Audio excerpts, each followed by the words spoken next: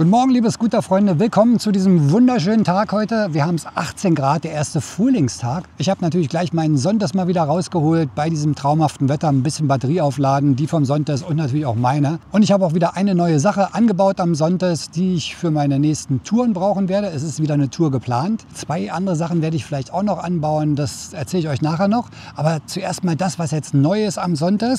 Und zwar...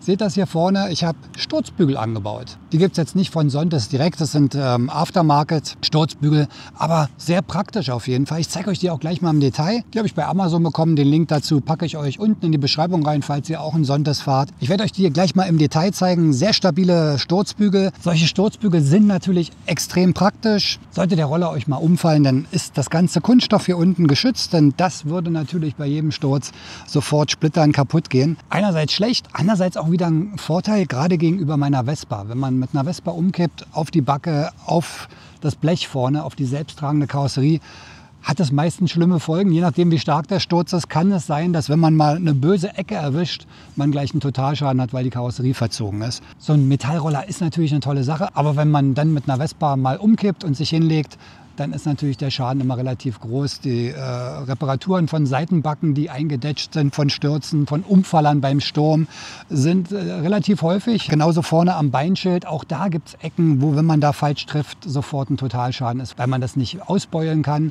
Von daher, so ein Kunststoffroller hat ein bisschen natürlich auch die Nachteile, ist jetzt nicht ganz so schick wie eine Vespa, aber Vorteil ist, wenn man sich hiermit mal hinlegen sollte, das sind ja alles Einzelteile hier, dann tauscht man die einfach aus. Solange der Rahmen, der da drunter liegt, nicht verzogen ist, solange der Rahmen, der da drunter ist, nicht verzogen ist durch einen starken Sturz, sondern nur Kunststoffteile beschädigt sind, dann tauscht man die halt einfach aus. Beim Sonntags der Vorteil, ist auch wirklich nicht teuer, die sind relativ günstig, die Teile. Also man hätte das natürlich auch immer so machen können, wenn man mal fällt oder irgendwo gegenfährt, einfach das Teil austauschen. Das ist der große Vorteil von so einem kunststoffverkleideten Roller. Aber trotzdem dachte ich mir, ich mache Sturzbügel ran, dann habe ich den Schutz. Ein weiterer Vorteil ist, ich habe so ein bisschen größere Auflagefläche, zeige ich euch gleich mal von vorne für meine Füße. Und für mich ganz wichtig, ich kann hier meine Kameras festmachen. Ich filme ja viel bei meinen Reisen und kann dann hier meine Stative ranmachen, Kameras, die dann bestimmte Perspektiven filmen. Das ist extrem solide hier.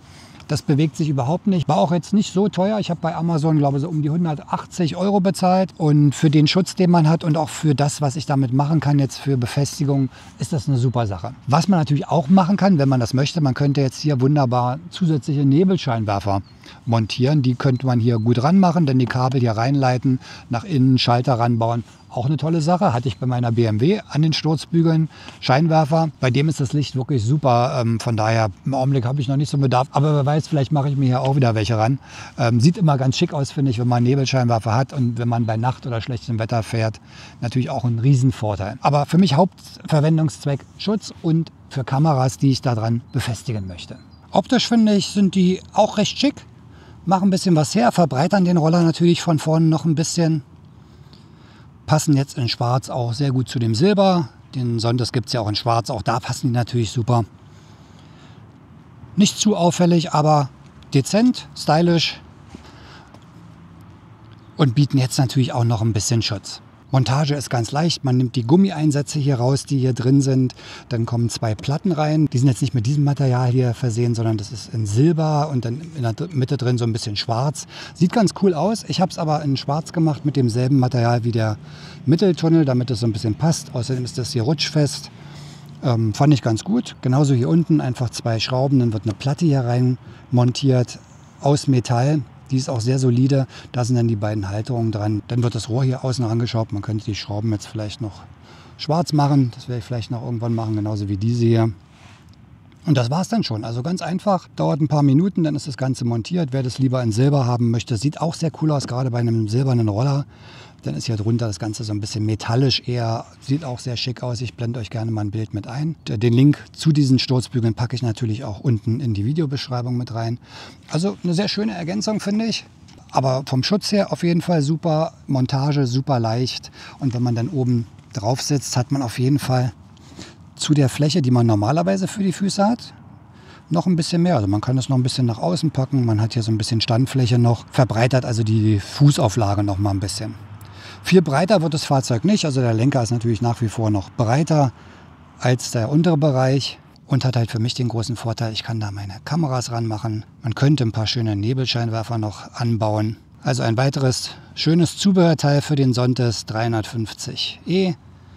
Ein bisschen was kriegt man schon, also gerade aus Asien kommt da schon ein bisschen was an Zubehör. Da ist der ja auch weitaus verbreiteter als jetzt in Deutschland. Aber auch Givi macht schon Gepäckträger, Scheibe, also es scheint doch ein Roller zu sein, der schon ein bisschen Zuspruch auf dem Markt findet. Ja, soviel zu den neuen Sturzbügeln für den Sontes 350E. Ansonsten nach wie vor super zufrieden, ist jetzt auch nach der Standzeit, wo es so kalt war, 1A angesprungen, musste nicht nachgeladen werden, alles tipptopp. Ja, was ist dieses Jahr jetzt geplant? Ich werde auf jeden Fall wieder eine Tour mit dem Sontes machen. Da habe ich noch kein genaues Ziel, aber es wird wieder eine lange Tour geben, vielleicht sogar 2. Ich mache auch für meinen zweiten Kanal, für den englischen, noch eine Tour mit meinem Motorrad, mit der Royal Enfield. Aber der Sontes wird auf jeden Fall wieder auf Tour geschickt. Ich will die 10.000 Kilometer voll machen dieses Jahr, um zu sehen, wie er jetzt auch im Dauerbetrieb sich verhält, ob er zuverlässig ist. Für diese Touren wird sicherlich noch ein bisschen was umgebaut. Ich habe überlegt, vielleicht eine Gepäcklösung noch zusätzlich anzubauen. Es gibt eine Möglichkeit, hier Koffer oder Packtaschen ranzumachen. Ich schleppe ja immer relativ viel mit und so mit einer Tasche im Topcase bin ich manchmal ein bisschen knapp dran, gerade wenn man sehr lange fährt. Ich habe halt schon eine große Tasche mit meiner Kameraausrüstung, Stativ, Drohne, dann die Actioncams. Also ich nehme eine ganze Menge an Kameraausrüstung mit, meistens noch ein Laptop. Da ist dann schon eine große Tasche voll. Von daher muss ich mal gucken, vielleicht irgendwie noch was an der Seite ranmachen. Der wird natürlich dann ein bisschen fetter hin, ein bisschen größer. Aber ich schaue mal, ob ich da irgendwie eine coole Lösung finde, die auch einigermaßen gut aussieht. Und das wäre eine Sache, die ich vielleicht noch mir gönne für dieses Jahr. Ansonsten die Touren werden wie letztes Mal. Ich werde ein paar schöne Strecken raussuchen, ein paar schöne Plätze, werde ein bisschen mehr touristisch werden vielleicht noch, also ein bisschen mehr über Städte, Landschaft berichten. Und was für Reisen sind geplant? Also ich würde sagen, es wären Reisen, die vielleicht jeder mit seinem Roller oder mit seinem Motorrad machen kann, der jetzt nicht so ein Adventure-Reisender ist, bin ich ja auch nicht. Also ich mag es vielleicht mal durchs Gelände zu fahren ein bisschen, aber jetzt einen ganzen Urlaub mit Zelten und dann dieses Abenteuer, ich glaube, dafür bin ich zu alt. Das hätte ich vielleicht mit 20 machen sollen. Ich mache es so, wie es vielleicht jeder von euch auch machen würde. Ich werde mir schöne Hotels suchen, schöne Strecken aussuchen, schöne Landstraßen, ein bisschen vielleicht in die Berge, vielleicht ans Wasser wieder. Das sind, glaube ich, so die Sachen, die die meisten auch machen, auch selbst wenn sie vielleicht eine BMW fahren. Die wenigsten fahren damit wahrscheinlich wirklich die harten Geländestrecken. Von daher, es werden wieder entspannte Strecken, schöne Ausflüge, schöne Reiseziele, wo ich dann auch wieder mit Drohnenaufnahmen und vielleicht auch ein bisschen mehr touristisch über die Städte und die Landschaft berichten werde. Ja, und dafür ist natürlich dann der Sontes ein toller Begleiter. Bis nach Monaco hat er es ja ohne Probleme geschafft, hat auch wirklich Spaß gemacht, was man nicht denkt. Also man kann mit einem Roller toll verreisen, muss nicht ein riesen Motorrad sein, ist alles nicht so schwer, ist easy going, Automatik, raufsetzen, Gas geben, viel Gepäck, Stauraum, Helm unter die Sitzbank packen, alles sehr praktisch. Ich freue mich auf jeden Fall schon sehr, wieder ein paar Touren zu machen. Wetter muss allerdings noch ein bisschen besser werden. Heute ist 18 Grad, aber nächste Woche wird es schon wieder 5 Grad, also richtig kalt. Von daher wir müssen noch ein bisschen warten. Bis dahin kommen auf jeden Fall wieder viele Technikvideos zum Thema Vespa, zum Thema Lambretta. Es fehlen natürlich noch die ganzen Testfahrten mit der Lambretta. Die werden jetzt auf jeden Fall in der nächsten Zeit kommen, wenn das Wetter so bleibt. Ich will auf jeden Fall den X300 mal Probe fahren, denn den G natürlich, da wird auf jeden Fall einiges zu berichten sein. Wir werden auch mal so eine Vergleichstests machen zwischen Vespa und Lambretta.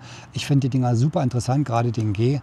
Und bin da auch schon sehr gespannt auf die erste Testfahrt. Also lasst euch überraschen, kommt auf jeden Fall bald. Ja, Micha hat noch ein paar Technikvideos, die wir auf jeden Fall machen werden. Wenn ihr da Ideen habt oder Wünsche habt, gerne mal unten in die Kommentare schreiben. Wenn es also so um technische Tricks und Kniffe geht, die euch vielleicht bei euren eigenen Sachen weiterhelfen, wenn ihr mal was selber reparieren wollt und jetzt nicht immer zum Händler wollt. Solche Videos werden in der nächsten Zeit auf jeden Fall kommen. Also Do-it-yourself-Videos zum Thema Vespa, auch Lambretta, damit man so ein paar Sachen auf jeden Fall auch mal selber machen kann. Also ein interessantes Jahr auf jeden Fall. Also Reisevideos mit dem Roller, mit meinem Motorrad, Do-it-yourself-Videos bei Micha mit Vespa und Lambretta und natürlich Testvideos, neue Modelle, die wir vorstellen werden.